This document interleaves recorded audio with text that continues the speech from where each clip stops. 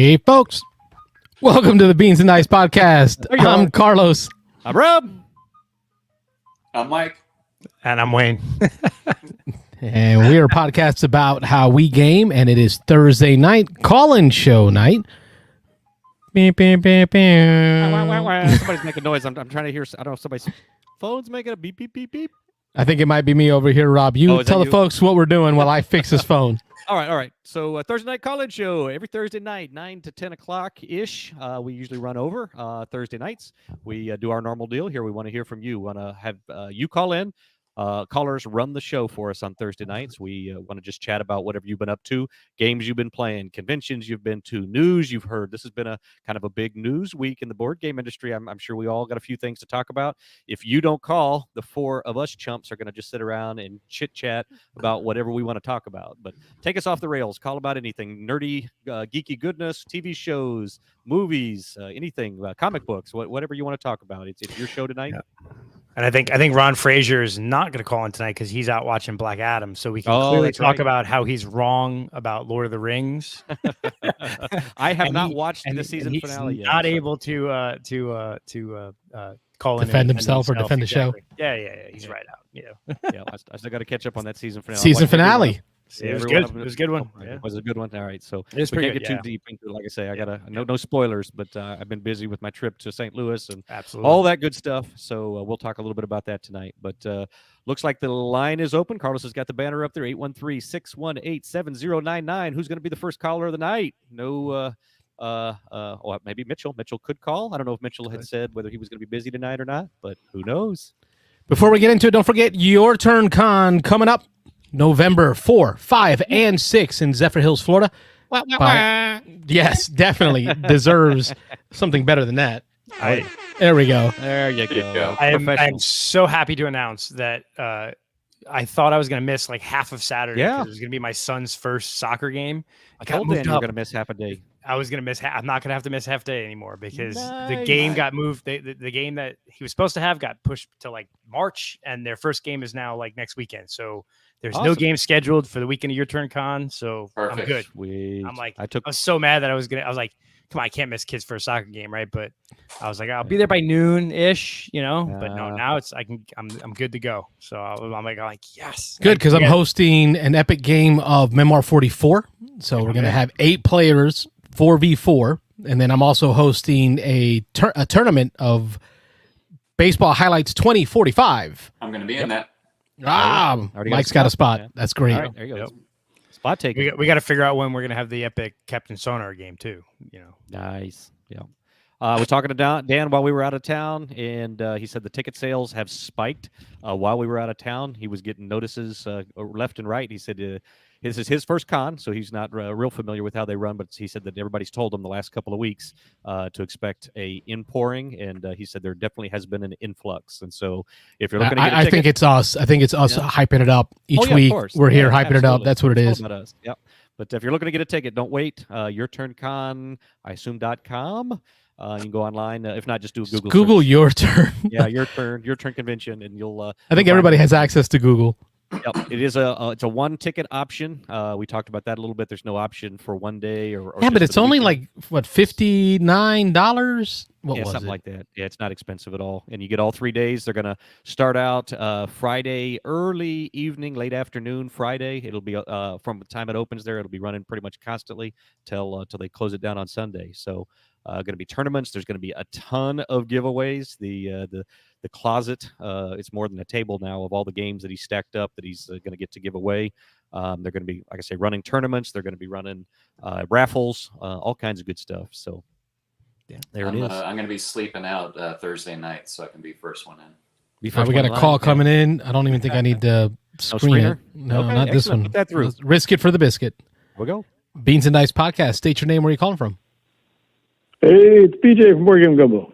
Oh, hey, BJ. Hey, BJ, how's it going? I was going to do the Mitchell from New Iberia, but he's not on the show, so it's not as fun. Oh, it's not as fun, when you can't see him. It might actually be him. Yeah, I'm just calling in to check in with you guys. Yeah, we've been playing a game that you guys are familiar with, the Red Cathedral, lately. We've been playing it a lot. I know Mitchell likes that one a lot. He actually taught me that game at the Dice Tower. I believe it was Dice Tower Retreat this last year. So yeah, I'd never played it before that, but yeah, great game. It reminds me that so many companies give us these big giant boxes, and I think Wayne had talked about this a while back. And then you take all the pieces out, and you realize there's tons of air inside the box. The Red Cathedral is the exact opposite. They pack so much stuff into this little tiny box, and when you play it, you get a nice 60 or 75 minute chunky, meaty Euro that just feels so satisfying. It's like going to a burger joint and paying $12, but they give you a $30 hamburger. You know, you're like just so full when you finish. I'm with you on that one. Yeah. What burger joints are you going to, brother? Send me to that. We're in inflation, man.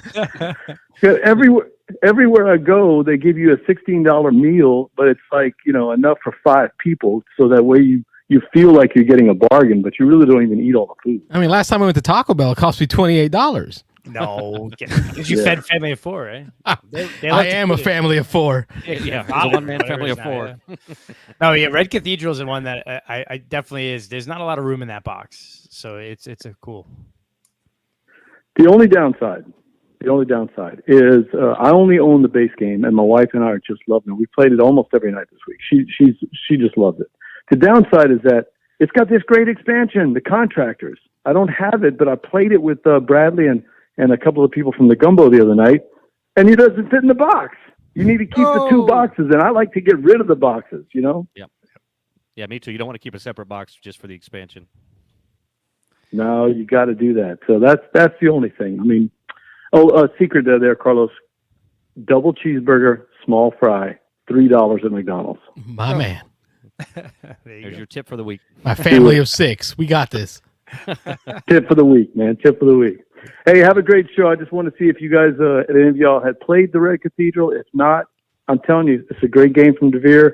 DeVere is knocking it out of the park with all their games lately. Lacrimosa is on my list. I want to play this game. I'm going to be at BGG Con next month, and I can't wait. That's one of the first games I'm getting on the table.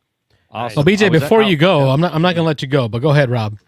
Well, I was just going to say, I had not heard much about Lacrimosa, but I'm not going to talk too much about this tonight because I'm going to get into depth during our podcast that drops on Sunday about my trip to St. Louis and the Stonemeyer Design Day. But one of the designers that was there had a new design that he was working on. Actually, he's been working on for a couple of years that was about composing music.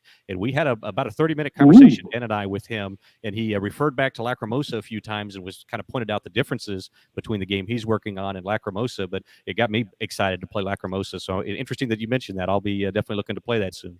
Yeah, that's been man, who needs another game with dwarves and elves or zombies? You can play a game about being Mozart's widow, right? Absolutely. I mean, it's the interesting concept, right? You're helping to create the last, concerto, whatever of Mozart. Actually, it's been all over. I mean, Dice Tower has talked about it. A bunch of podcasts have talked about it as a big game coming out of Essen. So I think it's gonna. That seems to be the game that I'm seeing a lot of talk about in the last couple of weeks since Essen.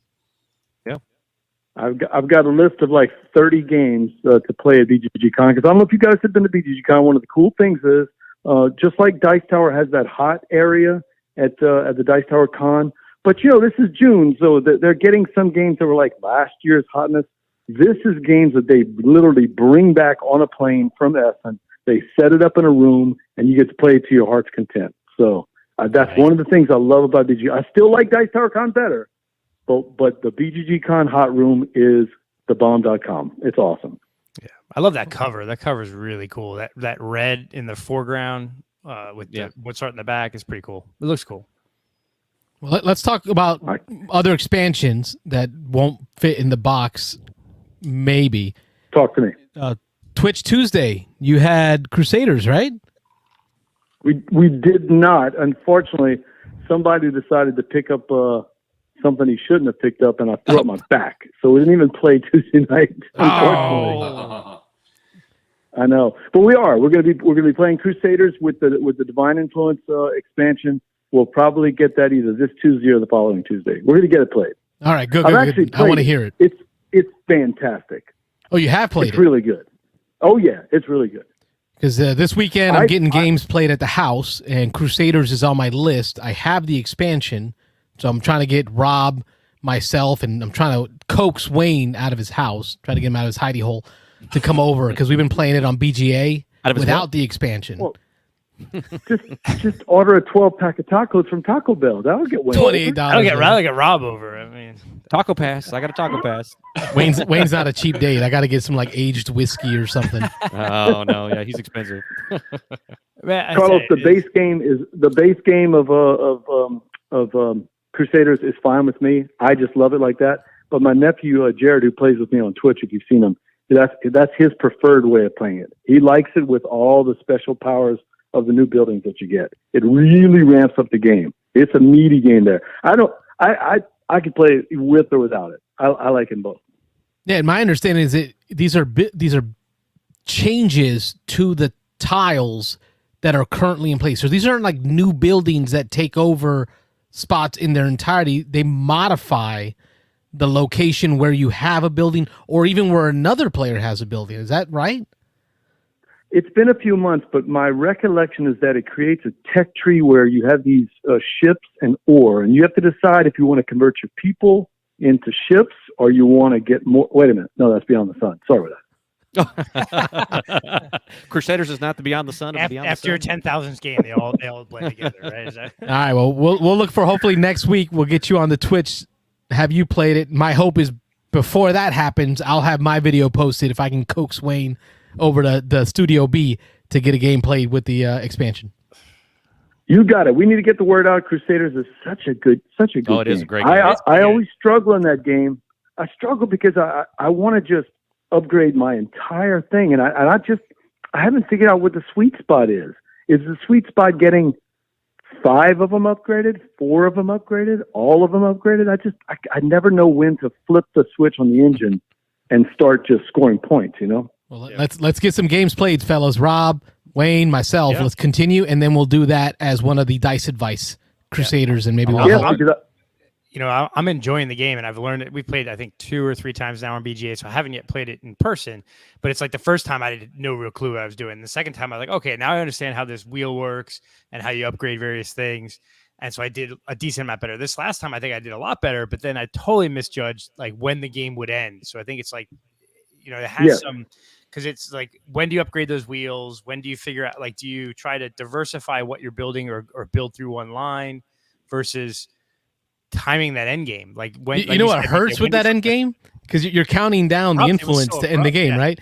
Yeah, it's when I'm down by like 25 points and there's only like 15 influence left. I'm like, there's no way I'm winning. Like, I could win all 15 remaining influence and I'm still gonna lose. Right. Like, Don't forget that's the in game, but right, you can still keep going on the influence if I remember right. Yeah, you can add additional influence to the pot at the end. You can still keep going, but it's like Gizmos or any one of those engine building. It's not technically an engine building game, but it reminds me of that aspect of, at some point you can't just keep making your game board better. Right. You've got to score some points, and I always, I just always struggle with that. But I want to hear you. I want you guys to play it, and that way I can put my headphones on and hear what you deem playing. There you go. Nice. There you go. This is why we allow them to call in. I'm trying to do the Mitchell impression here tonight. So there you go. All right, Bobby. We appreciate you. Have a great show, guys. I'm going to put the headphones back on and listen to it. All right, folks. Check him out. BJ from Board Game Gumbo on YouTube and Twitch. Let's les bon temps roulé. Les bon temps roulé. Night, BJ. Thanks for calling. He brings up the great point, though, is when you engine building games, I suck at them. I don't know when to transition from building my engine to scoring. As soon as you can, throw that bullseye in the needle and know when to flip that switch every time. Like, my issue, I've been playing a lot of It's a Wonderful World, and I love it. It's a great game. I love that game. Right? Love the game. I never know when to flip from building my engine to scoring points. And I always wait one round or one half round too much, where I end up with, but that's what it is when you play games that's why I love playing those games over and over again, is you have to keep playing it until you learn sort of that trick of when you need to flip your switch. And now that's the same thing with Crusaders. I think after 3 plays now, I've kind of got an idea of when to do that. It's a Wonderful Life. I'm 5-6 games in yet, and I'm still not quite there. So, but it's fun. I love it. It's a great game. All right, Wayne, you take this segment. I talked about your turn con. You talk about what you've played lately, what you've been playing. What was my being playing? Or whatever topic you want to take. This segment is yours. No, my only topic Sunday, is like you're trying to get me in my hidey hole. It's like the world is against me playing games. Oh, Because every time I like schedule something, if something happens, right? So like my wife's out of town tonight and tomorrow. Got the kid, got to take care of the mom, whatever. So I can't necessarily play the night. Saturday, I'm like, I'm gonna go play with Carlos. Can't do that because now, like my mother-in-law, in the last second, like yesterday, she calls up. I need to go. I'm going on a cruise, and I need to go to the cruise. I need a ride to the port. Really? Nope. You knew that you were going on a cruise like months ago. You're calling me now to tell me this. Like I just do you ever feel like that though? Like where every time you try to plan a game day, just something fights against you. I got to travel for work, or I got to go here, I got to go there. So it's like I'm getting mad. That's why like when my kid's soccer game on your turn con, I was like, are you kidding me? I've planned for 6 months now to go to your turn con, and my kid's first soccer game is going to be on the Saturday. But I'm like, yeah, Uber.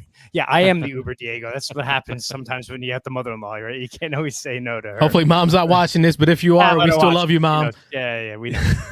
My wife was all about it too. Yeah. I tell you what, Melissa's been awesome for the last, I don't know how long we've been doing the second Saturday game day stuff of really trying to protect that Saturday. Like she's, without wifey being there to like block and shield and play defense to protect that Saturday. I don't know if I would have made it to as many second Saturdays as I have. Right, It feels like it takes a family. Well, listen,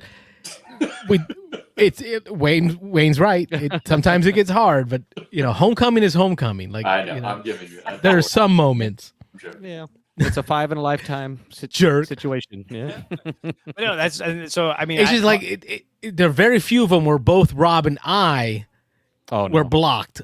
Oh yeah, I don't know. I can't remember the last time that we both weren't at a one of our game days. I mean, that was the last never. one, the most recent one. Yeah, other than that one, yeah, maybe never before. But yeah, I'm watching your kid, and you're taking one to prom or homecoming. And I'm taking another one to homecoming, and I mean, it's part of growing up and having a family and kids and other responsibilities. But it's just like coming out of the pandemic, I started gaming a lot more. I met you guys, gamed a lot more, and then just like the last couple of months, like every time there's a game day, I'm like. Really? I feel like when school starts, it gets so much harder when school starts. Yeah. But I mean, extracurriculars and so what I've been playing is mostly just BGA still because I can take turns at work. But sitting on my front table, on my game table, I have a solo game set up for Campaign Trail, which I just got in the mail. I'm really looking forward to playing that. It's got solo. You can play solo, 2-player, 4-player, 6-player. So. I'm looking forward to playing that and getting that too. So, what about you, Michael? Mike, you got a more uplifting segment for us? Yeah, while we wait for the next call. Sorry, what are you gonna do? More uplifting. I can only tell you what's been delivering to my home in Seattle. While you're down here missing out on games. Yes, I had Dog Park delivered. I had the Kittenberg promo for Ether Fields delivered. Verdant just shipped, and I just got a notice for the new Uprising expansion that's going to ship here in a few days. Nice. So, not really uplifting because I can't be there to get it, but I'm happy it's going to be there when I get home. Yeah, there you go. I was going to say, I was helping over at your turn last night. Dan had a little sleeving party, which he does every couple of months to get some outside help. Volunteers come in. He feeds us pizza and sodas all night. And me and my daughter, Emmy, went over and spent about 4 hours sleeving games and inventorying games that he had donated and stuff. So I got to see a bunch of new games over there, tons of new stuff. And I got my hands on the big box Mosaic, the Kickstarter version. Man, that thing is nice. That's a heavy box though. Wait, when you say you got your hands on it, like we opened it. Me and Emmy has it, right? Yeah, me and Emmy opened it, sleeved it all, put all the components in. Okay, so you didn't take it home. No, not yet. But I got my hands on it. I got to look at it up close, and that's a pretty game. That's a nice looking game, and with all the upgraded components, there's little wooden bits for all the cardboard shits, and so we take all the cardboard stuff out, play put that all game. the wooden bits in. Yeah, it looks really good. Mosaic. Yeah, Oh. It's like a Civ builder in like 2 hours. Yeah. I want to play that. Mahir Shah was at Escape WinterCon teaching folks. He was all about it. No, I want to answer Diego's question before we move on to that one. Diego says, how do you set the mood when you play solo games? I know he's joking about that, but I wanted to call out a friend of the show, Daniel. He posted up on the Beans and Dice channel, the Beans and Dice Facebook group, some pictures of the games that he had set up. And he came over to the house a couple weeks ago. We were chatting. He came over to the house with his wife. I got to meet his lovely wife. He buys game mats, like the game mats that I use for wargaming. I got like 50 of them at my feet here for different terrain, desert and jungle and water for ocean stuff. He buys them, not for the wargaming aspect, but for board gaming. So if he's playing Dune, Imperium, he busts out his desert playmat. And he throws that on the table. So he gets this kind of theme, this mood set. He did Final Girl. There's a picture of his setup for Final Girl. And he's got his woodland mat down. But then he's also busted out his little miniature railroad trees that you would see like in a miniature war game and set it around the table. So like really set this mood of like a horror flick. Yeah. Yep. I Like, don't know. That's mad a lot. props. Yeah, that's cool. I mean, for me, it's I usually will put on a movie that matches the theme. So if I'm playing Dune Imperium solo, I'm put on the movie Dune. Or if I'm Lord of the Rings or fantasy, Carlos does that, but it distracts me. I end up watching the movie halfway through the game, and I'm like, "What the heck? What we?" Well, you're playing solo, so you can pay attention. Like especially Oh, like solo. solo. Okay, games. solo. Yeah, you're I'll right, put a movie solo. on. All right. If it's a All group game, I use the Melodice. It's hard to see my room here, but the TV's over there in the game room, and I will throw on, like if we're playing Lost Ruins of Arnak, I've got Indiana Jones playing. Yeah. Indy, hey Indy. Yeah, we're waiting on Kyle to call in. I saw Rich just call him out on. Rich chat just called him there. out. Yeah, Kyle He, said he had a hot grievance. He had a hot Yeah. topic, a grievance. He was aggrieved that he needed to call in.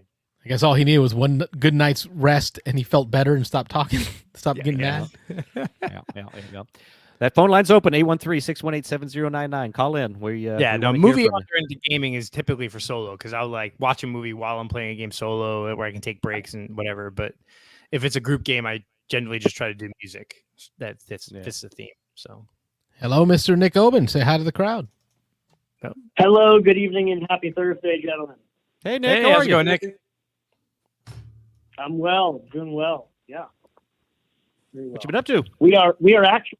I gotta weasel my way onto the illustrious fifth spot one of these weeks. We're actually on an axe throwing break now until after the holidays. We don't. Axe throwing league was the tournament was last Thursday. Went fine, went well, and but now we have the next league doesn't start till January. So Thank you for reminding me. I've got. I told you I would set you up with a better microphone so we can get you on more. I think I'm going to see you this weekend if I'm right. that'd be great. Wesley I hope so. Chapel. So That was supposed to be like a throw to you, like I was throwing it to you for you to yeah. like use that moment to yeah. advertise. That's right. The Wesley Chapel Board Game Group is having its monthly meetup this Saturday at the Double Branch Brewery and Bites there at the Grove in Wesley Chapel. And I will be attending, I think, my first ever Wesley Chapel game day event. I'll be there for about my fourth or fifth or sixth. So yeah. I'm not from Wesley Chapel. I'm too far south for all that. But it is my birthday weekend, so wifey is taking me out for lunch. And I said, hey, let's just go to that brewery they're talking about and get some beer, some lunch, and maybe a board game. So Perfect I'll meet you combo. up there. I'll bring you a microphone and bring you your award for winning the Castles of Burgundy State Classic. You know what? Let me go get that award while y'all chat. Yeah. Actually, we should, get him to come by your place. I know Carlos is planning on Saturday. I believe it's on Saturday. He's going to have he's going to be running here and there for the first half of the day, but later in the day he's planning to have some folks over to do some live gaming. I know Wayne was planning to try to make it over. Mike also, we're going to try to get in Circadian's First Light. So we are going to try to stream some of that. No promises, but we may just pop on Saturday in the afternoon and the evening. We may randomly just jump in and out of a couple of games and live stream them here on the channel. So keep an eye open for that. If it pops up, we'll stream it to all three of the platforms: the Facebook, the YouTube, and the Twitter. There we go. That's the third one. So go ahead and show that thing off, Carlos. the Castles of Burgundy Stay Classy Tournament 2022 champion, Mr. Nick Oben. Stay classy. Woo! Stay classy, San Diego. That's Perfect. Perfect. And you got a I'm wooden spoon there as well, right? Yep, because if you get spanked in the tournament, you get the wooden spoon. And this spanking was delivered to our buddy Diego. So it's a little harder to see this one. It's not as big, but it's the Stay Classy wooden spoon that's going to go to Diego. Hopefully I'll see him soon. It's good stuff. You got prizes coming your way. very exciting. I can tell you, I'm already not doing as well in our Welcome to BGA tournament. First round game just finished today, and I got 4th out of 4. Ooh. It was your game finished quick. I had 4 flips to get a 5. I basically I had not done any of the permanent refusals, like I'd been able to place every time, and a 5 would have completed a 6 size estate, plus gotten me the next mission you're supposed to do or whatever. And that, but unfortunately that's almost all I had left. All I could do were 5s and 7s, but the 7s weren't actually getting me much. So no 5 came up, no 5 or 7 came up 2 times in a row. So that was 2 strikes right there. Then a 7 came up, yay, and then on the 4th one, still no 5 or 7. So that was it. So yeah, I mean that was a 19-point swing because it would have completed a size 6 estate, which I had maxed out. Each one was worth 12 points, and then I was going to get like 6 or 7 points for being the second one to finish another mission. But anyways, them's the breaks. It's fine. So. Mr. G's, I think, actually walked away with that game, did a great job. The 19 points I would have gotten would not have even actually won me the game. It just would have at least put me in second. But that's fine. No, we've been doing a game a day that lives on, and we are deep in October now. So today was the first day we brought out a spooky game, which isn't actually that spooky, but I mean they're just kids. So we played Scooby-Doo Betrayal at Mystery Mansion. Ooh, I want to know what you think. What you think? No, it's good. So this is our second or third time playing. It's been a while though. It had been actually more than a year. We haven't played it this year at all. I actually pre-ordered this when it first came out through Armada. So did I. Armada. Yep. One of the games. Yep, one of the games we got from them.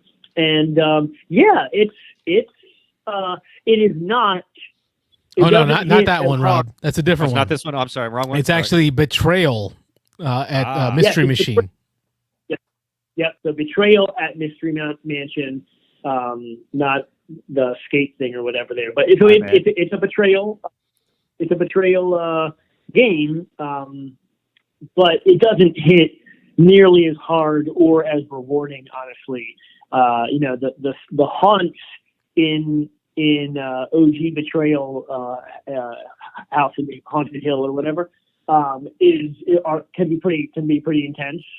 This one is it's meant for families. Zoinks, Shaggy. It's Zoinks. It's too bad. It does have that same mechanism though.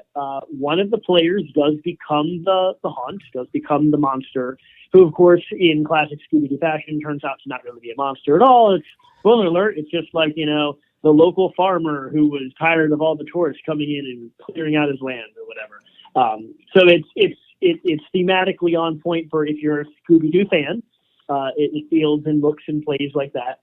And the character powers are cute. They're fine. It's good. What about playtime? I've had it on my table twice now. Yeah. And it's weeknights, and I just felt like, okay, it's getting a little too late because I think back to the old Betrayal days, and some of those haunts could go for hours. How have you found it? This is not that. Tonight's play was too short. In fact, everyone agreed. They were like, "Oh, we hardly got to do the haunt. We found the haunt. We started the haunt as soon as you physically could.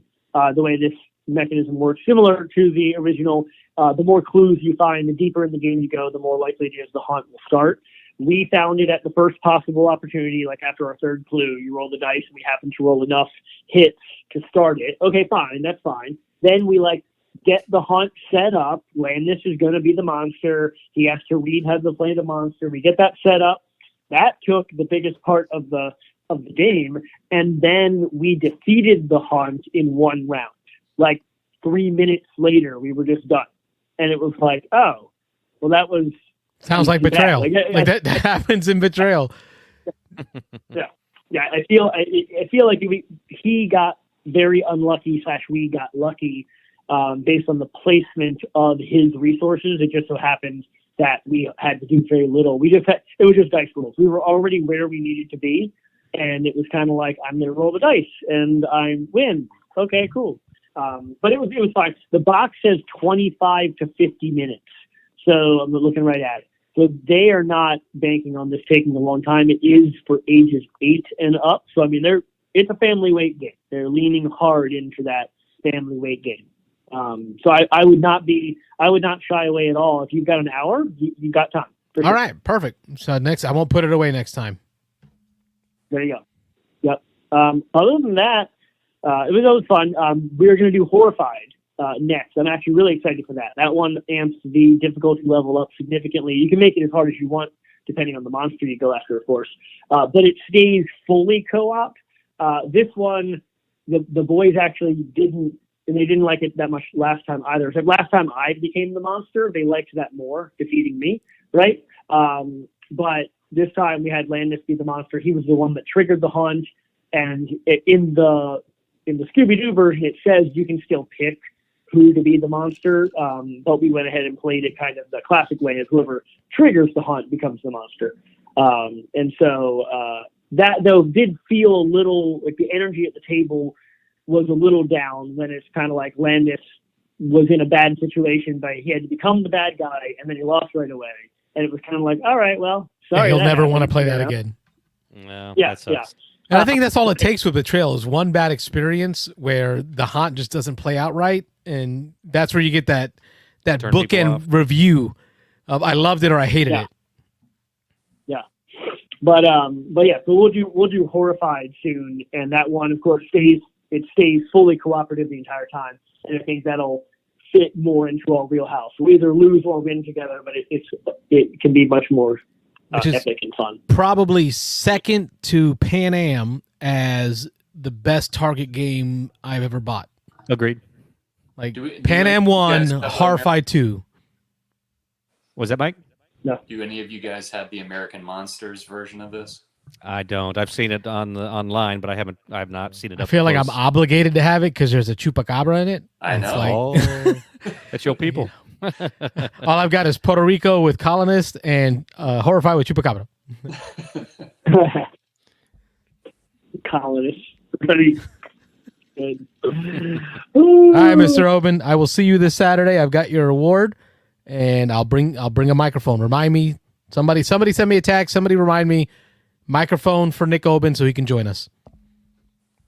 Awesome. The just so you know, the boys have baseball in the morning, so I'll probably be there 12:30 or 1 o'clock. I won't be at the strike of noon, but if you're going there for lunch, do that. That's great. I'm going there around 3-ish. I've got a 12 o'clock game of Oh. Memoir 44 that I'm going to record with Daniel. He's coming over.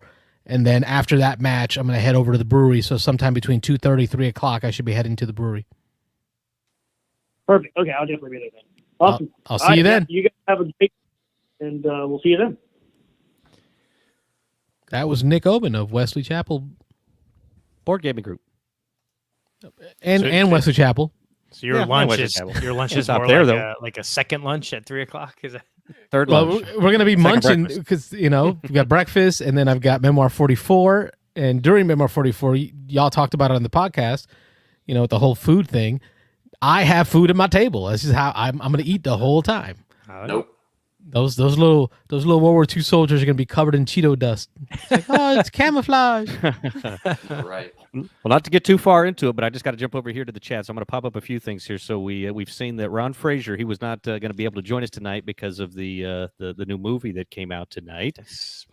And so people in the chat here were asking him about his opinion here. He just got out. So Mr. Jeeves Kyle asked about how was it and the ringing endorsement. It's fine. So I didn't even get the yes, just it fine. It's fine. It's fine. So and comes back with, "Hey, glowing review." So I won't get into all the details. Ron, we'll make Ron come in either this week or next week and give us the juicy bits without the spoilers. But sounds like he didn't love it. Yeah, it's interesting. So it's Black Adam's movie we're talking about, and the reviews have been crazy. Like everyone's talking about, oh, it's DC's back and it's gonna overtake Marvel because this movie's so great. But we'll see. Maybe either Ron's right or the reviews are wrong. Let's see. Yeah. So yeah, interesting. But speaking of Betrayal, though, that's a game that like we all got it back in the day, and it was great. Right. But then there's that one game you play where you roll the haunt like in the first roll. Right. Right. Yeah. And it just like sometimes you get like I think as gamers, as hardcore gamers, a lot of us are, we poo-poo games like that, or we like, crap on them because it's like, oh, it was unbalanced, this, blah, blah. But sometimes you just got to like let it roll and be like, hey, it happened. Rack it again. Let's go again. And it'll be different this time. Like, I've never had two games of Betrayal go exactly the same. So, you're always going to have a bad experience with one of them. But every now and then you just got to like go, okay, that was a bad experience, but that doesn't ruin the game. It's true. Anyway. Yeah. And maybe Wayne, is it, and it's a good segment here, is it because you and I started as role players? Like that was really the first hobby game I ever played. Yeah, probably. We're used to having a boring session night. Like they were, one night things would be like, okay, we got some stuff done, yay, and then like the next night it was amazing, and that was okay. It was all okay. Or that D&D campaign where you spend like hours building your character, and the first goblin you run into, you roll nothing but happens to roll a crit. Then you got like 4 hit points because you were the wizard, and back then you rolled the dice, and whatever you got is what you got. Like your hit dice was it. I vividly remember being like 10 or 12 and like my first D&D game, like literally the first D&D game I ever played, I died in the first 10 minutes because the goblin critted me with a spear, and I was like, but we had so much fun with our friends, we were willing to continue on. And maybe people like Robert, who didn't grow up with that experience, would say this is unbalanced and not right, and mechanisms need more playtesting. I will not play this. There's another big difference, though. I mean, a board game, you've got a chance to polish it and play test it, and it's going to be hopefully a pretty consistent experience. I know Dice Tower went into the whole that they went on a whole thing about this, that it seems like it's just they just redid the game recently, that it seems like at this point, and they still don't got it right. They still don't have it right. In their opinion, it was no better than the last version. They were saying it's almost a thing now. It's almost like they're doing it on purpose. It's comical. I don't There's know certain crowds of people who find that funny now. And but I think they also commented that the Lords of Waterdeep, or the D&D version of Betrayal, is actually more balanced and has less of those issues than the base game. So I think Rich was asking about it. I hadn't played that one yet, but I've only ever heard good things about it. Yeah. And I'm surprised I don't own that, because being a big D&D and Forgotten Realms guy, I probably should own that version of it. But it's like having Betrayal on our shelf. I feel like, do I need another Betrayal? Like Scooby-Doo Betrayal, yes. Yes. But a D&D Betrayal, will I pick one over the other? Scooby-Doo one I would do. Right, because I could family that one. Right, like it's the same game, but a different audience. I feel like Betrayal D&D will have the same audience as regular Betrayal. Yeah. All I know is, you have the Scooby-Doo. Look at those cool miniatures. I want... No, they're no miniatures. Those are stand-ups. People just upgrade them. People found like whatever you can buy, like Christmas ornaments or whatever, toys, and clip them off. Yeah, clip off. So I'm thinking I want the D&D version, but I want the characters from the cartoon version, the 1980s cartoon. I want the little. And he wants them made out of lead so he can lick his fingers. a little asbestos pepper down there. Yep. Yeah. I still have a lot of those lead figures somewhere. We could tell, brother. Looking at you, we can tell. It happens. Yeah. Starting hit points for a level 1 magic user in first edition. Yeah, 1d4. You were toast. Right, but you rolled it. Whatever you got is what you got. Yeah. Hey, I got 1 hit point. That's great.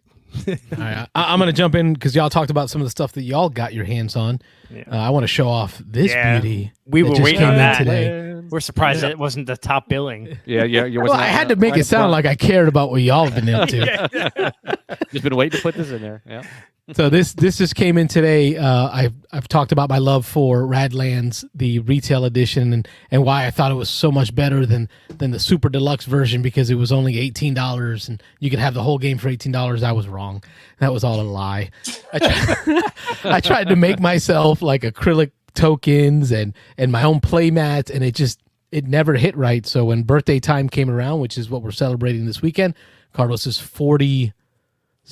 Holy crap! I am think about that for a minute. Now you're getting to the age where you have to actually stop and think about it. Yeah. I am Jackie Robinson. Like I'm 42. That's gonna be nuts.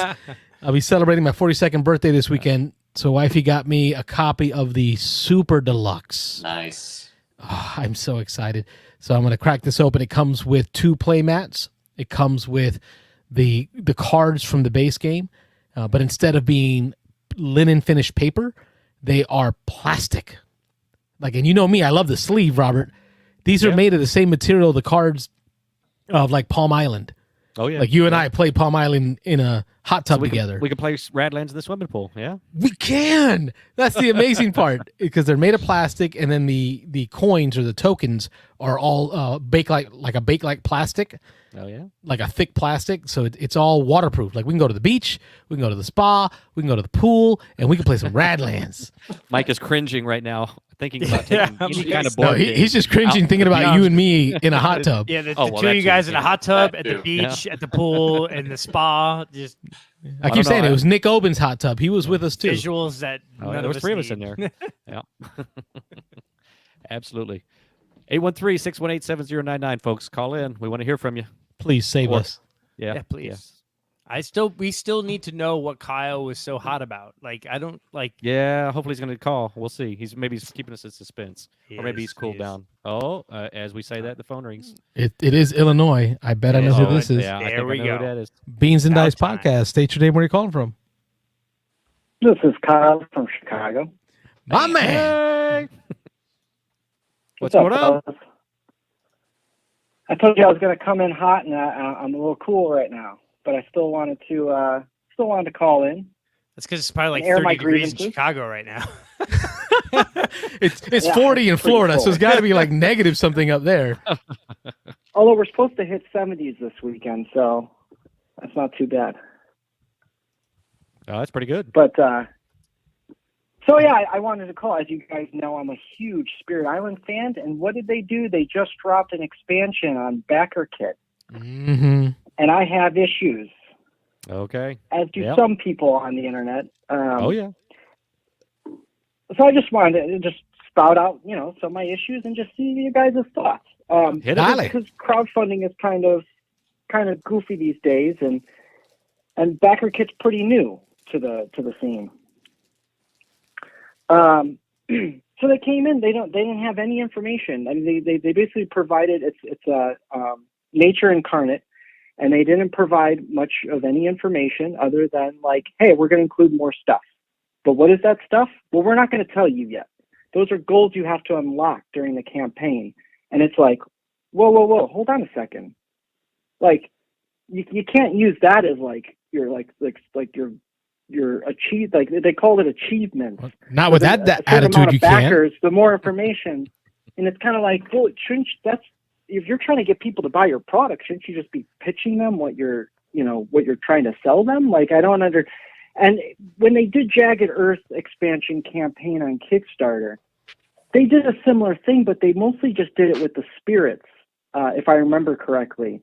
And it was like a slow rollout reveal of the spirits that are included with it, which was really cool because every time they would do a focus on each spirit individually, and it was kind of exciting, and I like that. But this one, they have a new mechanic in there, but they don't even tell you how exactly it works. They're just like, it's very powerful. It only works with certain spirits, and it's really cool. We'll let you know later. And it's like, wait a second. What?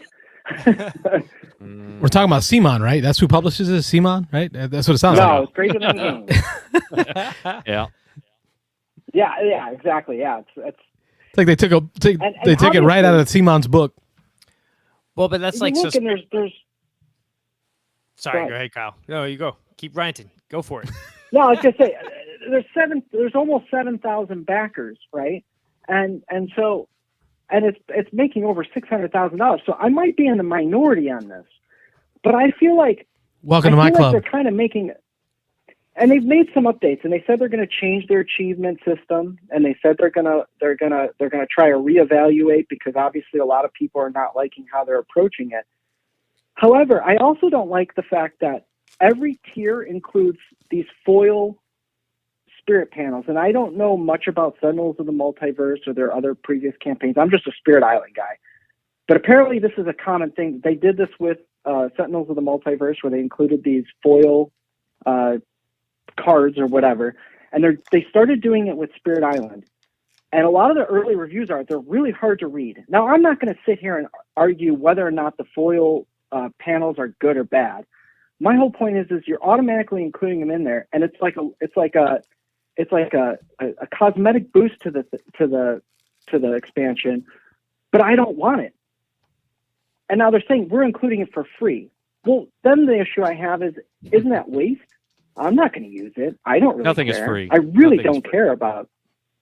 Exactly. Well, they're claiming that it's free because I'm sure MSRP. It's $55 for the base pledge. They're including It's a that whole for new free. Kyle I'm No getting matter- here, man. This angry The other Kyle. I've side. never I met love this angry game, Kyle. so I'm a little fired up. No, it's good. And you know what? I tell you what, you just rang a bell in my head because I did not even put two and two together that Spirit Island is from the same producer as Sentinels of Multiverse. And I used to play Sentinels a lot back in the day, and my wife and I loved the game, and we started never collecting played it. And it was good, and it got super clunky.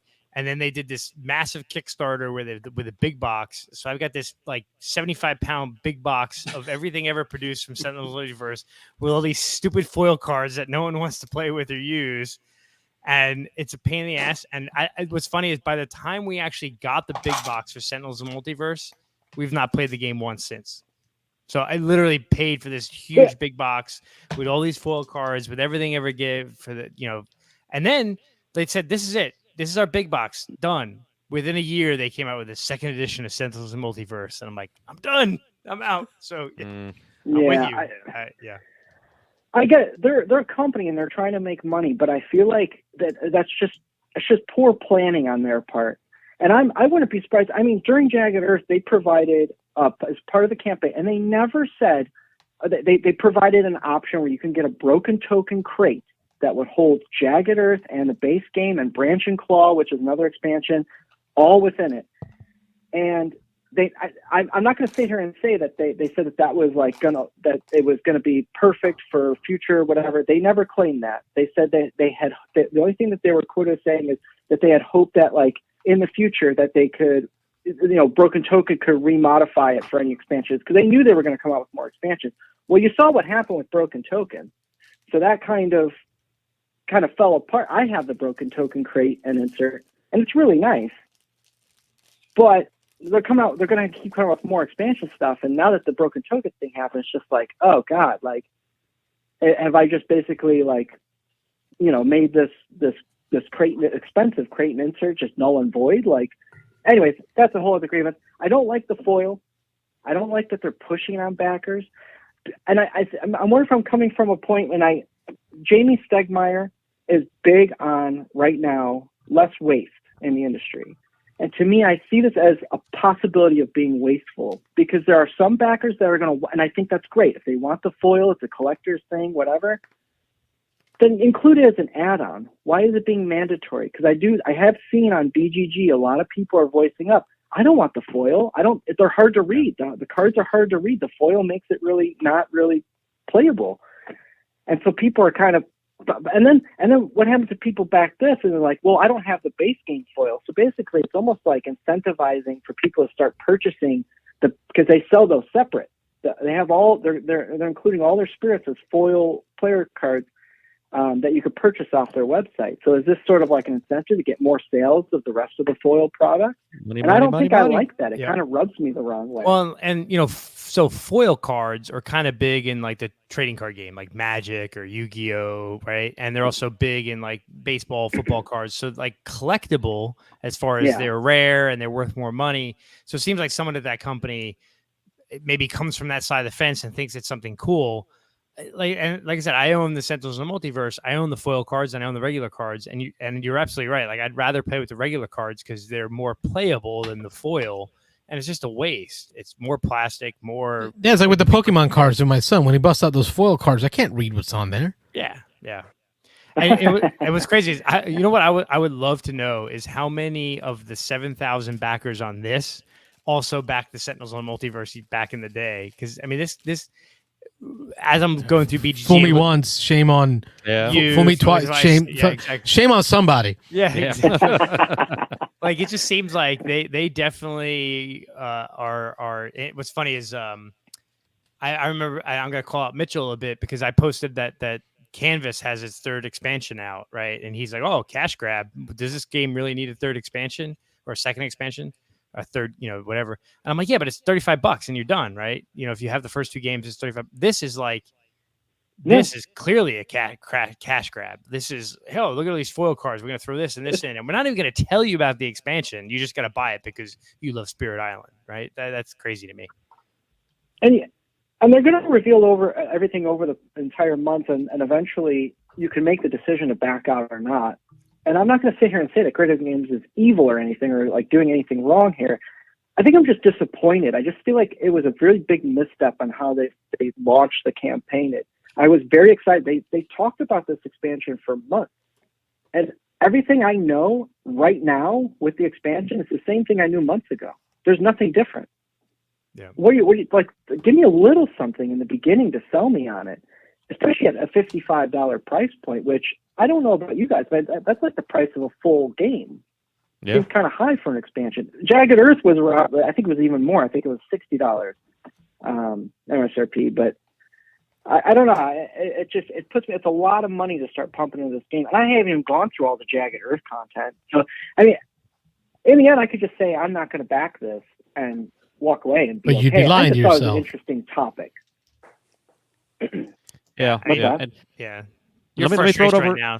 I'm sorry. Go ahead. Go. I was just going to say, let me throw it over to Mike. I don't know, Mike. I know you've been super busy with all the work that you're doing, but I'm going to call you kind of our crowdsourcing, or at least my crowdsourcing expert. You've my one game that I've ever backed, and you're probably 100 something crazy like that. But have you had a chance to look at this one at all? Do you know anything about this one? You know what? I didn't know anything about the controversy behind it, but I have to agree. Like, if you're going to do a Kickstarter and you're hiding a majority of what it is, and even though you're already planning on releasing it, I'm surprised it's doing as well as it's doing. Because even if this was I'm not into Spirit Island. I've never played it, but I do want to play it. But even if I was into a game and they were releasing an expansion like this, I can't say I would back it. Like, I would probably be like a last second backer after they've released everything about it. Yeah. So, okay. So, yeah, there's an opinion from my expert, at least Mike knows a lot more about this stuff than I do. So, yeah. But I think what he hit the nail on the head is like I wouldn't back this until last day. You need Kyle, to don't leave me yet. Don't leave me yet, Kyle, because I got questions for you, brother. Yep. Yeah, I'm here. As our Spirit Island mega fan of the community, that I would call my Spirit Island mega fan. I've seen the photos you've taken. What are your thoughts on that Target version that came out? Like, this Kickstarter stuff, I don't play in that world. That's Mike's world. You can have that. But that Target version is kind of calling at me. Should I get it? Should we buy, try, or deny? What do you say? I'm super intrigued by it. I haven't seen all the details of it. I'm tempted to buy it because it has new spirits that are usable with the rest of like the actual like full base game. And the marketing department over there is like, use. we did it. Yes, we got him to buy a second copy of a game he's never going to use. Well, even the designer has said, I listened to a podcast he was on, and basically one of the biggest differences of Horizons of Spirit Island is that what they did was they made spirits that are a lot easier to grasp. A lot of the core rules are the same, which can be a little tricky getting used to and everything.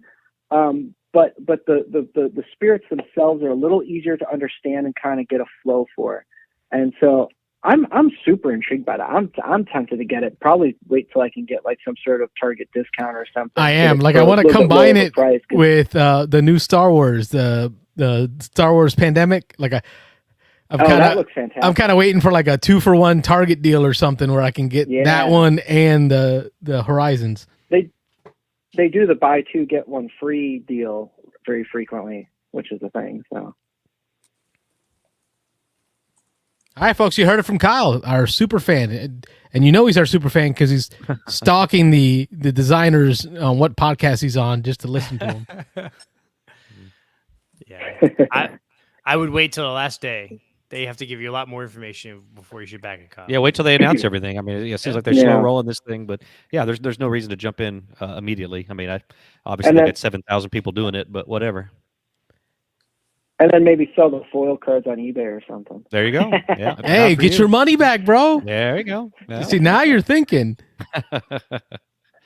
Now, I know you've been sharing with me pictures of your boy getting bigger, and I really haven't shared those at all because it's not my kid. You know, I'm going to call you out on air. Is it okay if I share one of them on tonight's show? A picture of your boy with the months on him? Sure, yeah. Go ahead. This is the Kyle that we're talking about. I'll share a screen image of Kyle's boy getting older. I had sent him some what do you call milestone markers, I guess we call them. Yeah. Oh yeah. They're fantastic. I love them. They're little milestone markers. Let me see if I can't get this screen up here, Robert. We'll show an image of his boy. 6 months now, right? Yep, 6 months. I usually share those photos on my private Instagram or Facebook or whatever. Which I'm not a part of because we're not that close of friends. Actually, I think we're friends on Facebook. I think we are. I was joking. There he is. Yeah, look at that boy. He's getting huge. I'm hoping baseball family. And this one I think is the Wingspan. I think that's Wingspan. The Wingspan food items that I put on there for you.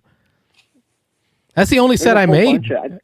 That was great, man. I was so happy to hear about you having your boy and your love of baseball. So thanks again for taking time to call in and share with us your rant and your feelings on the Spirit Island thing that's going on. And please don't thank you. It's too few and far between when we hear from you.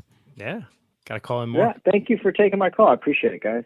Sure. Right, have a good night, brother. Don't be a stranger. Keep calling. All right, you too. All right. Bye-bye. Bye. Brings up a valid point, and Mike, you probably talk about this. You've done more Kickstarters than I have even. Certain companies and certain games, they just assume, they just know you're going to back it day one. So they just throw it out there and it's done. Simon, this game, Spirit Island, what was the other big box that everyone just got for Everdell, right? Yeah. The Castles of Burgundy. Mosaic, we mentioned that earlier. Mosaic, it's is it to the point where it's just companies are just throwing it out there and they're not even really trying anymore with trying to convince you to purchase it, But did you feel the hurt? And we did get a call here, but I'm letting them sit because I'm pretty sure I know who this is. Did you hear the hurt though in Kyle's voice? Because it wasn't so much the tactic that they took; it's the company that took the tactic, right? So when Simon does it, we're all fine with it. That's normal. It's different though. Simon is telling you what you're getting in the box. What they're releasing is Kickstarter exclusives. That doesn't sound like what's happening here. And the idea of forcing you to buy the foils, if I don't want foils, if I just want the game, there should be a pledge total for sans the bling, right? But forcing me to get the bling, and the similar crap happened with their big box with the Sentinels game, where it was they forced you to buy the certain things. I don't know what suckers ended up buying that. Yeah, it was me. Hello, Beans and Dice Podcast. State your name. Where are you calling from? Another sucker that bought that big box. Oh, I know that voice. That sounds like Ron Frazier. He speaks the wisdom. Yeah. How you doing, Ron? I'm good. I didn't think I was going to get a chance to call in. I missed the call up until I guess about 10 minutes ago or so. Because I was out watching Black Adam. But I do have a couple of things that board game related that I wanted to ask about or talk about. So my in-laws are here from the Philippines, and they will be here until January. And I need things to do with them. So board gaming, of course, is something that I love. It's something I want to share with them. I'm thinking about try to teach them some card games like Diamonds, because I don't really, there's no words to read, right? It's just a special card deck, and you know the face card, the suit, and the suit does a certain action or what have you. Yeah. You guys got any suggestions off the top of your head? How many players? I know Carlos. Well, I was gonna Four. mention that. 4. Okay. I was gonna say for 2-player, I know I would definitely call up. Dan and I just went to St. Louis, and I brought along Lost Cities, the card game, and taught that to Dan. He had never played it before. Number one. And we played it over. What? You've never played it before? And he'd never played it before. I couldn't believe it. And we played it for probably an hour and a half sitting in the airport. This is a problem because his only friend for a long time was Mike. I blame Mike. I don't even blame Dan. I blame Mike for not bringing it up. I blame Mike. But that's 2-player, so that's maybe off topic. But that's one. It's completely language independent. It's just numbers and symbols on cards, and not even really much for symbols, to be honest. It's Where are you playing? So got 4 people. Where do you tend to play at? This would be at home. At home? Okay. Because I play all kinds of places. I'll play at church. I'll play at a restaurant. I'll play in the men's room. I'll play wherever I get an opportunity. I'm asking. As we talk, I'm going to throw up some of these in the chat here. Some coming in, just Azul. I'll keep throwing them. But go ahead and talk, Carlos, if you got an idea. No, I'm just pulling out some of my card games. All right. Anybody have some ideas? I was going to say Century.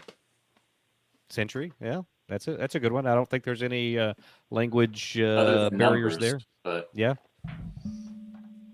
Yeah, actually, Century's within reach right here because of that. there That whole engine building. Rich recommended the Crew. Why didn't I think of that? Like, What about of course, the Crew. Corkle? That's language independent. It's just symbols based. Yeah. Point Salad is a good one there from Michelle. Michelle, yeah, that's a good one. Yep. Yeah. Oh, those are some good. Those are some good suggestions. Point Salad. Actually, I don't own Point Salad. I might have to fix that. Oh, that one's great because it ranges all the way up to 6 players, and there's very few games that I would recommend for 6 players ever. And Point Salad is still fast enough to get in. Looking at my shelf behind me, Sushi Go is another one. A real light, quick. I believe that plays up to 5 or 6. I think it's 5 with the base. You can go more if you have Sushi Go Party, but that's a great one. There's no. I'm still digging. No language in that. Carlos is digging through a shelf looking. Space Park. Space Park. Yeah. Okay. I haven't played that one, but I've heard about it. Yeah. We played it, Rob. Mike Yeah, taught we it to us. played It's the one with the like a rondelle feeling to it. With the rockets, and you're like collecting gems, and you're playing your cards. It's like, Oh yeah. Okay. Gotcha. Yep. Yeah. I would have to Interesting. circle back to this and collect this list here. There you go. That's Okay, okay. yeah, That's what the replay is for. can always That'll be replay. another It's always- view that we get on YouTube. Rob, I can't believe you didn't bring this one up, Robert. No, I'm looking. I'm checking my shelf, but go ahead. Biblios. Oh, Biblios. Oh yeah, I don't know. I mean, that one, but Biblios. that's 4 a really good one. players. That's a great one. This was a go-to, It has dice. but they're only Don't for roll 'em. scoring. You Yeah, never you don't roll them. Yeah, that's why I like it. King Domino, Michelle, another great suggestion. King Domino's a This good one. one's in a Ziploc bag because this game is so old. But even wifey will talk about 20 years ago playing this game with a family and friends at the old house. But this is a Dr. Knizia game published through GameRight called Loot. You can't see it. Loot. Loot is a pirate-themed card game where you're playing ships of different colors out onto the board, and your goal is to get that to have the most control of that ship before it comes back around to your turn again. It's a good Dr. Knizia game, light, fast, and I think it plays up to 8 players. It says 2 to 8 players, but we loved it, so that's another card game I'd recommend. Cockroach Poker is one that I keep in my backpack, especially for gaming cons. I take this one out when it gets late at night and we get tired. Cockroach Poker, you're going to be trying to shed cards from your hand, not shed cards from your hand. You're trying to hold onto cards and get other players to have cards played in front of them by passing them around in front of you. And you're playing kind of a BS game where you try to call somebody and say, hey, listen, this is a roach. And you have to decide whether you believe them or not, like a BS game.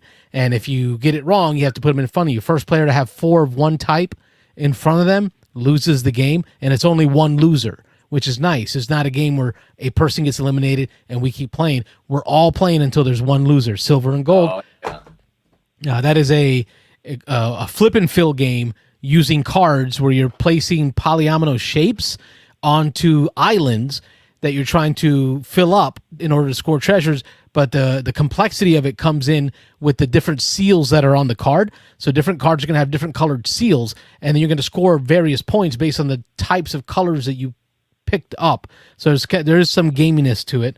Point salad, you're going to be trying to fulfill orders or goals or objective cards by having different types of ingredients, but some of the objective cards have negatives based on the ingredients that you have. So if you have some onions, maybe you might get negative points for having those onions based on which objectives you decide to draft, but it's a drafting card game. The Crew, we've talked about that one before. Illusions, this is another one that I've taken to restaurants. Illusions is a card game, but not really. It's more of it's like a visual spatial game. You're going to have cards that you lay out on the table, right? And then you're going to, from your hand, play cards into the row of cards, and you're going to have a goal. So it's going to be a color. Let's say it's red, and it's going to be place cards such that the red is an increasing volume or area on the card. And picture every card having almost like what's that the Rorschach, is that what that's called? Like little blobs and stuff, kind of like a colorful Rorschach type stuff. And you're going to try to place these cards in order based on, like, let's say red, lowest to highest. And when a player inserts a card into that row, right, they need to put it in so that it has more red than the card to its left, but less red than the card to its right. And then on your turn, you can, if you think they got it wrong, you can either call them out or play a card to add to the row. And then when someone finally calls somebody out, you flip the cards over, and on the card backs, it actually has percentages of all the colors that are on that card. So like the area that's on that card will have a percentage attached to it. So you reveal to see, was Michael wrong? Did this card have more red in it than the card before it? Because it gives you the full percentages. So it's very much eye spatial, but it's nice because there's really no hands of cards. There's no playing of cards. It's more of a fun activity. And then finally, cooperatively, I would say card game The Mind. With 4 players, it's hard. A lot of people say it's not a card game, it's an activity. I think Robert has said that. I agree. But it's a fun activity because it really is percentages. You're trying to decide what's the odds that somebody has a card. You're trying to shed cards from your hand based on what level you're at, and you're trying to place them. So the first player who has the 1 has to throw the 1 down before somebody else throws a 2 or a 3 or a 4. The cards are numbered between 1 and 100, but you're only going to have maybe 5 cards each in your hand. So we don't know who has the lowest cards. You're trying to look at each other. You can't talk. You got to look at each other and be like, Rob, I got a 4 in here. What are the odds that you have a 1, 2, or 3? And we kind of stare at each other. And then one of us plays a card first to figure out, did we play the lowest card in the run? So that's my group of card games that I would recommend. Nice. You got all that written down, right? As Rich has said. I'll talk middle note. You got it. Yep. Thank goodness for the replay. Exactly. So Ron, you mentioned you were also one of the suckers that went on the Sentinels of Multiverse big box. Have you actually played the big box since it came in? Yes. Okay. I did. Right. I have played a few 50 games, including a couple of Oblivion games. So I did, but the thing is that, like, for the amount of money I spent on all that stuff, I'm like, it gives me a great sad, because I look at this big box with all these colors, and like I only play Sentinels of the Multiverse digital now, and I have a superhero card game that's replaced it for me. Although Sentinels, in my opinion, it's still good. It's still decent. No, that's what it is. So I'm like, what am I going to do with it? We got this big box with like 5,000 cards in it, and I spent $200 something bucks on it or whatever it is, and it's just sitting there because it's so unwieldy to bust out. Yeah. You scared me, Carlos. I look back up and see Carlos' armpit. Yeah. I'm sorry, because I forgot Dutch Blitz. I got to add Dutch Blitz to the pile. I talked about it on a recent podcast where we talked about games played. Dutch Blitz is another card game. You're shedding cards from your hand, trying to create these piles in the center of the board, but it's all simultaneous play, and you're racing to do it. Your heart's pumping. Dutch Blitz, 4 players in a $15 pack of cards. There you go. I'm done. I said I'm done. You said that before. I like that his stack has just grown. Yep. Feel like I'm going to a convention with him. I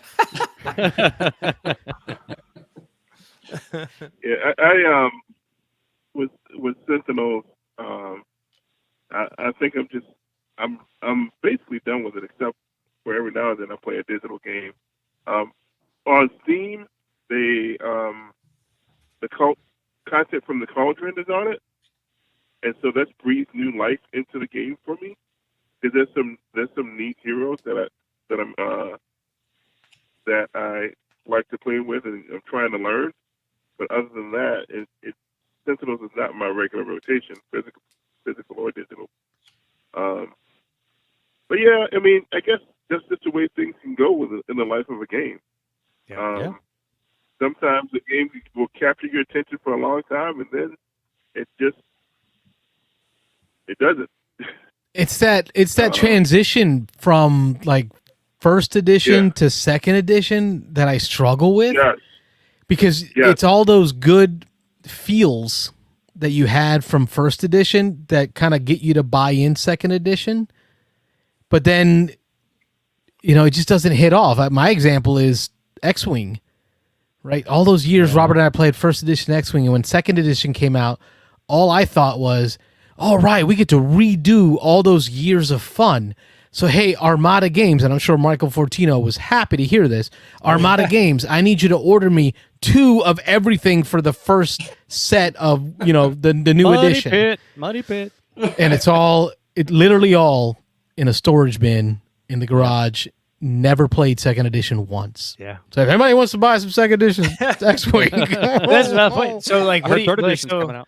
No. So you have that in your garage, right, Carlos? You have all second edition never played. I've got this Sentinels giant box that's barely ever been played. I've got tons of Hero Clicks and Mage Knight, but there's no market for that stuff, right? No. Some things there's a secondary market. You go to resell games, right? But like then there's some games or some systems that you just own, and well, what am I going to do? I can't just throw it out, right? I'm not going to throw it out, never, right? What am I going to do with it? But it's that sunk cost bias, right? Yeah. Right, Ron? That like I put money into this, I will not sell it. I'd rather keep it in the garage and let it mold over before I get rid of it. That's wasted money. Yeah, I mentioned, a few weeks ago, I got rid of some games by donating it to Goodwill. But this is one of those games where I just can't do that. It's too much. It's just too much for me to do something like that. And so that's where What'd you call it? A bag of sad? You had me laughing. What was it? Yes, a bag. I used to say a bag of sad, or I say a big sag. A big sag. He had a big sad on this, and that got me laughing. It is what it is. It's just going to stay on my shelf until something happens. Speaking of There's big gotta sad, be a you market got to give us a little bit about the movie. I mean, we don't want to go into too much depth. No spoilers here because okay. So the movie. When I said the movie was fine, people kind of interpreted that like more negatively than I meant it. It was fine. I enjoyed the movie. It is not this Oscar worthy or even like super awesome event like Infinity War or Endgame, which is an unfair comparison, I realize. But I kind of feel like it's a superhero movie from 2010 and it's 2022. But I enjoyed it. The Rock did not. The Rock, Dwayne Johnson. There were not like any real rockisms or anything like that, which I enjoyed. But he didn't do the eyebrow. It was subtle, very subtle. An homage but to like, it. I couldn't help but think of you guys who watch WWE and know one of the announcers, Jim Ross. Like I couldn't help but think Black Adam, Black Adam, Black Adam. Like So now, without spoilers, I've read that Pierce Brosnan is really good in this. Oh yeah. Okay. Okay, so the script needed more work because I feel like the dialogue could have been better. But Pierce Brosnan was fantastic. What's his name? Aldous Hodge, I believe. He was great. Some of the dialogue was like, I can't like. Why are you making these people say these lines? Like this is like it's just corny. you know, and there was a tonal clash, but because it's like, does this movie want to be dark? Does this movie want to be a comedy? We trying to straddle the line? Like, that's gonna. Maybe they're trying to capitalize on what Iron Man got, where it's like it's dark and funny, like it's sad and funny. Yeah. So it may work better for you. It may not work on you at all. So that's really subjective. Hey, best review I've ever heard all year. It may work on you, or it may not at all. Black Adam. You got the Rotten Tomatoes. It's like the reviewer aggregate score somewhere around 55%. But like, I believe that the audience is going to like this movie more than the reviewers did. So, which in the end, it's the audience that's spending the money on tickets. Yeah. Well, thank you, sir, for calling in and giving us the heads up. Awesome. Yeah. Yeah. I recommend it. If I didn't say that before, I do recommend seeing it. I wouldn't blame you for sitting. Huh? One thumb up. One up, one up and one down. One sideways, one up. Is it? Yeah. Awesome. Appreciate you, Ron. Guys. Thanks for calling in, Ron. Take care. Have a good night. All right, I'm going to commit to running us till no later than 10:30. I'll keep you guys to no later than 10:30. I'll give us a chance for maybe one more phone call. So if y'all want in and talk about what you want to talk about gaming wise, we'll jump to y'all fellas. And Robert, you talked about a bunch of board game news this week. What did I miss? A few things. Let me pull something up here that you couldn't have missed. This. So this. Ton more information about Wingspan Asia. Did you get my copy, Robert? Did you get my advanced copy? Yeah, where's our copies? No, we didn't pick that up. But did you even ask him? Did you be like, hey, hey, Stonemeyer? Yeah. I talked to him. He said they're on the boat. They're on the way, and so he said that. I told him, I was like, well, if you've got it, I'll carry it home. But he said no, they're on the boat. Yeah. So he said once they get here, we'll turn them right around and ship them out. So you're gonna get that copy in the mail shortly. So he did say that he was aware, and so we had a nice little discussion about the auction and. Mad props, man! What a community to come out. Such a small group of us to be able to win that. That's awesome. I've been playing a lot of Wingspan at home. Taught it to wifey. Been reading I read the rules of Asia to get through it, just to understand the difference with duet versus the regular version. I'm excited to get that copy so we can get it on video for y'all. Yep. And the little other news here, I'm going to pull up just here real quick. Oh, we couldn't go by without talking about the new Dune Imperium Immortality, baby. One of the greatest games out there. Another expansion. Bunch of videos dropped today. I just posted in our Discord server the Rodney video and a couple of Man vs. Meeple. Versus Meeple. Yeah. There was a couple of really good reviews of it. I haven't watched any yet. I've got to get on, and I saw them all come out, but I was real busy today. But I saw this headline earlier, and I was like, oh, I gotta jump on that, take a look at it. So. I still have to get Ix. Cause what's interesting is Dune Imperium, the base game, is so good. And everyone says Ix makes it even better, and then this seems the 3 videos I saw today, it's even better. So it's like that could be crazy if all 3 expansions all 2 expansions make the base game better. That's a pretty good like statement for a game that's already great, that the 2 expansions make it that much better.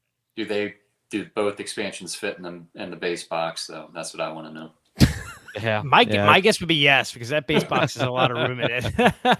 Yeah, throw away some inserts. It's no problem. But yeah, so I don't know a whole lot about this one yet. I know there's a new, obviously, a board here with a tree. It's not a tech tree. They're calling it something. It's a genetic enhancement tree. There you go, a genetic enhancement tree. Yeah, so sort of something like that. Yeah.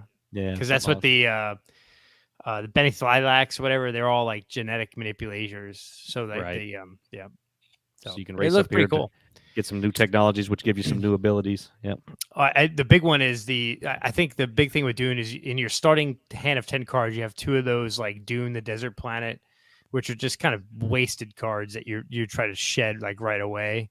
In this expansion, you get rid of both of those and you replace them with cards that do more. And that the expansion track gives you two more options for victory points. which is pretty nice. And actually, I think in the X expansion, which I haven't played yet, there is a card that you would replace one of those Dune of Desert Planet cards with.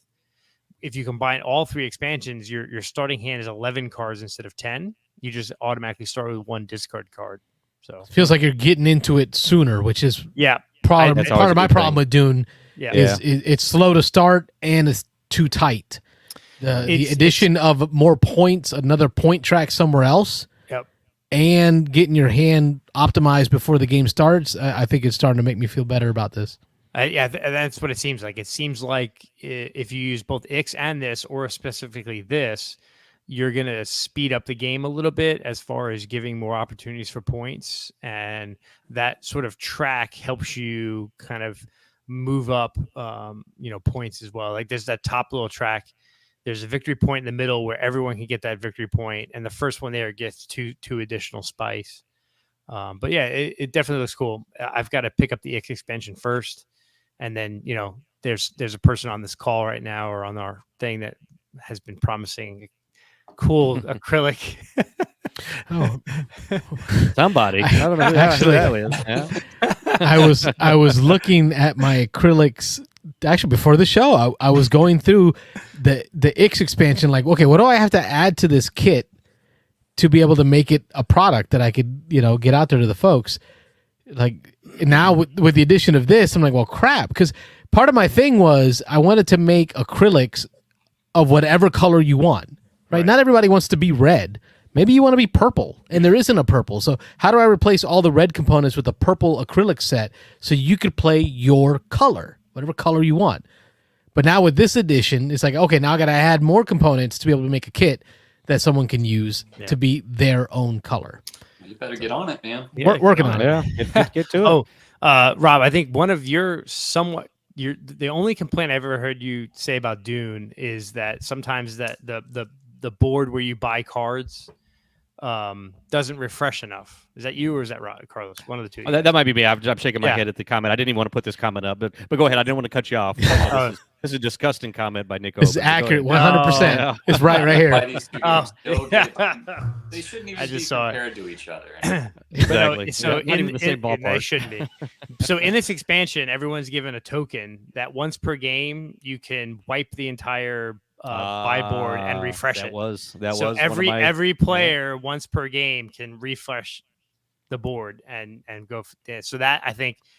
Yeah, I was like, they got that from Stonemeyer because of the new Asia game, the duet game. You get these tokens you can put out there to use to refresh either the bird tray or the card tray, the card tray or the feeder. The food. Yeah. Okay. Yeah. So I think that's probably, like you said, the one complaint is if you get a bunch of cards out there that no one wants to buy, you're like, what are you going to do? How do you refresh that? But in this expansion, once per game, you can wipe it out. So, and then stuff. Nick. Maybe after. Oh yeah, that's disgusting. Yeah, I mean, it is my birthday weekend. I can make Arnak a requirement. You can make us play it. Yeah. Oh, come on now. Well, we haven't done the expansion yet. My birthday. That was for you. So for me. Hey, listen, we played Dune on my birthday last time. Okay, it was literally my birthday. Maybe, we played Dune. Maybe it was. Yeah. All right. But I gotta get this Arnak expansion to the table. I've not played it yet. Yep. Yeah, I the same thing. It does look like we're going to a con, Robert. I got this table full of games for this weekend. Yeah.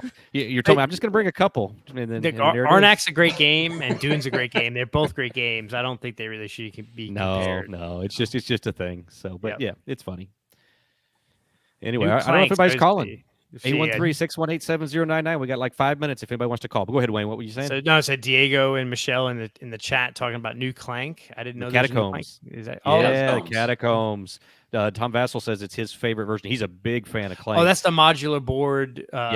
Dungeon one. Okay, gotcha. It can change around. The little dungeon pieces you can be in one, get ready to exit to another one. Somebody will play a card that'll flip your piece or your board around. Now you got to track back through that board to try to get out. They can mess with each other. Oh no! Oh yeah, all kinds of interaction in this one. So yeah. What was that game that was like that? It was a dungeon and they would spin around. The tiles with Dungeon Twister. I can't remember what it was called. But you lay out the dungeon in tile form, and then the rooms would literally rotate around to change the way. No. Mess with people. Yeah, no. Yep, that's Catacombs. Yep, get lost in the Catacombs. But yeah, that looks good. But Tom said that's it's now his favorite version of Clank. So Interesting. I forgot about that. They played it live, I think, a Yep. couple months. Like, yeah, okay. For the fall spectacular or something. Yeah, about a month ago. Yep. Cool. All right. Anybody else got anything new? Anything new, Mike? Or you just been work? Oh, I've been doing 16 to 18 hour days, 6 days a week, man. Wow, that's crazy. Sad. I'm We're not hoping to help give you a break from that. I'm expecting to see you on Saturday. We are going to get Circadian's First light. last light, first light, a light, Bud Light. It's something. We're gonna get that played this weekend for the first time. I'm gonna be able to get a chance to play that and be taught by Mike himself. Dungeon Twister, that's the one. Thank And you. Rich says you Getty. can play it on Board Game Arena, so jump on that. No, because the idea of the rooms twisting around like that, like claustrophobic, not for me.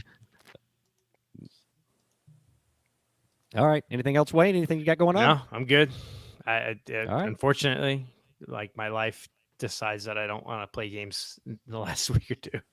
Yeah, it's hitting for miss for me. Me and Dan played quite a bit of Arkham, the card game. We got through. We got through and beat. I think it was 3 scenarios while we were there. I forget, they don't call them scenarios; they call them something else. But anyway, we played through 3 of them, and then we played a 4th one and figured out we made a pretty big. We got beat pretty bad, and then I went back and read some rules and found out we played something wrong. So we're actually going to reset that one and do that one again. But we're almost done with the Path to Carcosa, which is still, it's only the second box out of 8 or 9 now. So we've got a long way to go. Yeah, But You're we're gonna be a really busy enjoying beaver. that game. What are you going to Yeah, do when absolutely. Frosthaven delivers? You going to stop playing that? Oh, I'm gonna make it happen. I'm a Frosthaven once a week, Arkham once a week. What else we got? I need 5 more games. I got to fill up my week. Oh God. Campaign games, man. Jesus, that's crazy. We were talking earlier about playtesting, and I can't remember who I was listening to. It was a podcast somewhere, and they were talking about like, how could you ever really playtest a game like Frosthaven? Right? We talk about like we get upset because Betrayal wasn't playtested enough. Like, did they really run 100 games of Frosthaven through to make sure it was set, no bugs in it? You know, or Yeah, did they just get really lucky with Gloomhaven? For Frosthaven, I would say probably yes, because they probably had people killing themselves to try to be on that beta test group. For Gloomhaven, that was a different story. That was years in the making, and it's because nobody knew what that product was, and so I'm sure it was friends and family and local stuff, having to pay people to play it. But yeah, people were all over themselves, I'm sure, to get to Frosthaven. So I got to play this week of Fox in the Forest Duet in. And I watched Z's review of it before I busted it out and bought it and played it. And I was kind of hoping with my wife. I was hoping he was wrong in his review. Hold on, duets with 4 people though.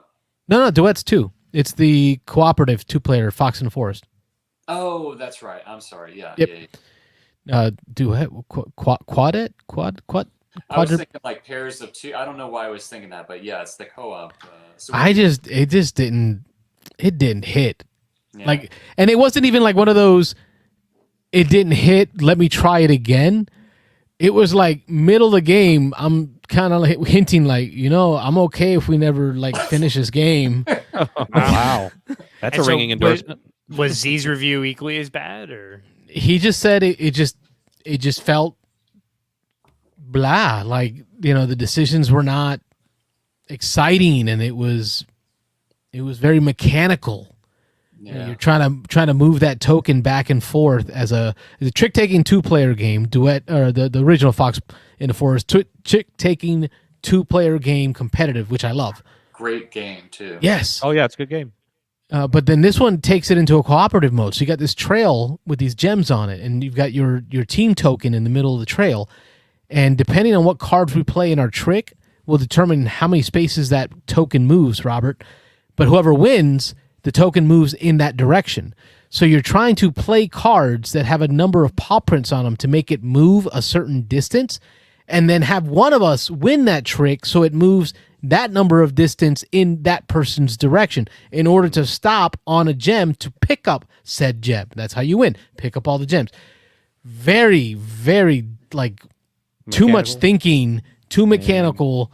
It sucked the joy out of it.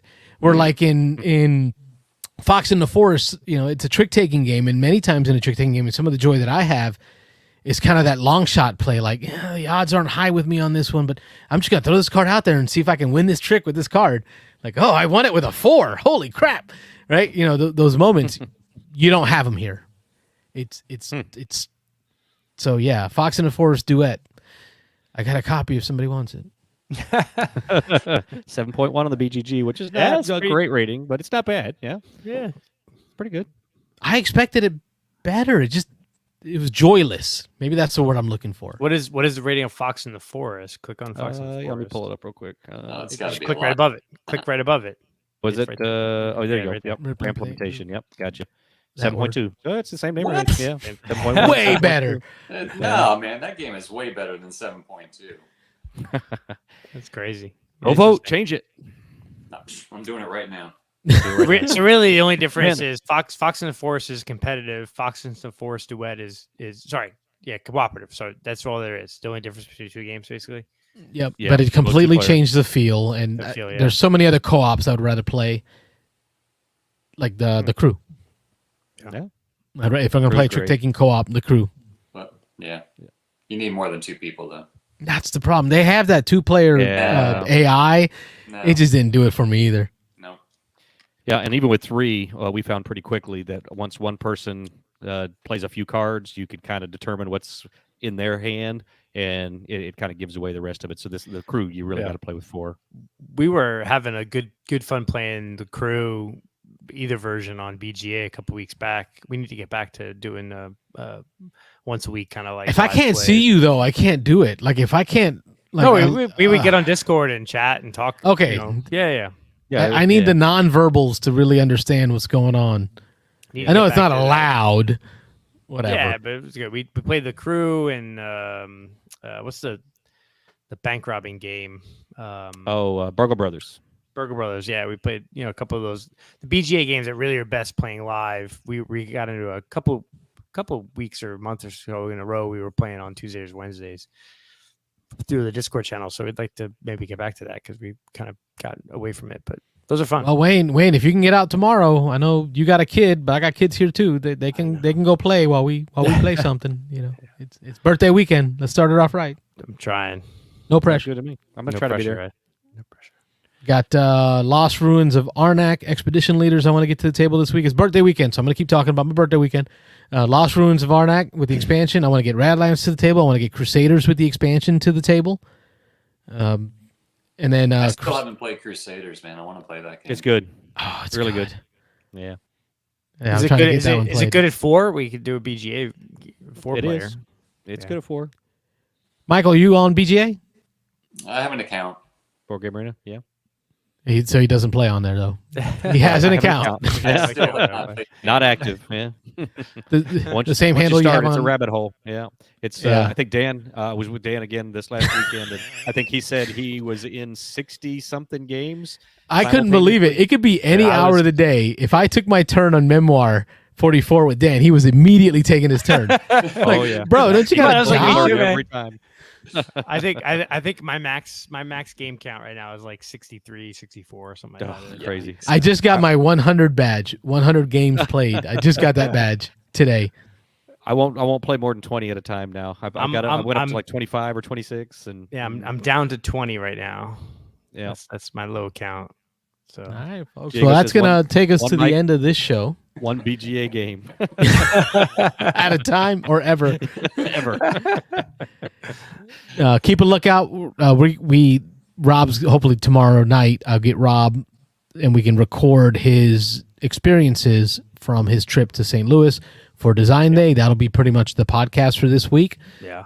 And then this weekend, my goal is to get games played not just on video but also streamed live. So if Rob shows up at the house, we're probably going to just straight up live stream the game. So when Mike comes for Circadian's First Light on Saturday evening, you'll probably just see a notification pop up saying we are live streaming the game. So expect some of that over the weekend as I get some games played for birthday weekend. I will be getting lunch at the Double Branch Brewery in Wesley Chapel for the Wesley Chapel game day. So if you're part of the Wesley Chapel group, join us at the Double Branch Brewery for Nick Oben's group. I think that's all the announcements I've got. Your Turn Con. Your Turn Con. So like the last couple weeks before it happens, there's also a flea market. I will be there at the flea market, and my goal is to have kits for Dune Imperium, so you can pick your color. That's right. You know, Nice. yellow, pink, purple. I thought you were replacements. Your goal was to sell Fox and the Force duets. Oh, that's a goal too. Yeah. And some But there's coasters, gonna- man. I need some coasters. There's gonna be coasters. We're gonna have coasters. We're gonna Try to have some t-shirts. some signs. But it's also a flea market that's open to the public. Like this is the first con that I've ever heard of where their flea market is open to the public, folks. Now, if you're a con goer with a badge, you get early access to the flea market. So that's awesome. So you get early access. But for you folks that maybe aren't going to the con, you know, you can't spend the weekend or choosing not to, but you're looking for their flea market. I think last time the flea market at Your Turn was popping. It was. Like there was like no room left in there. I'm gonna get in so Shoulder, much shoulder. trouble, man. Oh yeah. I was surprised. All that cat money. You're going to blow all that cat money. Only so much car space to get back. I was honestly surprised how much I sold at the last the last flea market. I had a table there, and I brought like 160 games and like 3 boxes of RPG books, and I sold like 2/3 of it. And I'm planning to bring, I've never been a seller of games. That's just not been my thing, selling games. But all this stuff behind me here, there's a whole nother shelving system over where the camera's at, full of games. All gotta go. What? And then, this room is, wait till you see the room. It's So- cluttered. It's cluttered. And then, of course, the big wall behind me full of games. I'm just going to go through and figure out games that just aren't going to get played, and I'll bring them with me. Just Use sell that all. money to Makes it invest easier. back into the podcast. Hey, I can't sell it all. Games too. No, yeah. So don't forget Your Turn Con. So I think anybody else got any news for the folks at home? Nope. Think that All covers it. right, that's our news segment of what's updated. We will see you all next week. Hopefully, see you all over the weekend on live streams and the podcast. I'm Carlos, I'm Rob. I'm Mike. And I'm Wayne. and we are a podcast about how we game. Thanks for watching, y'all. Have a good night. Thanks, everybody. And I'm just going to end it. I'm just going to hit end right here. I'm not going to put the music. I'm just going to bye.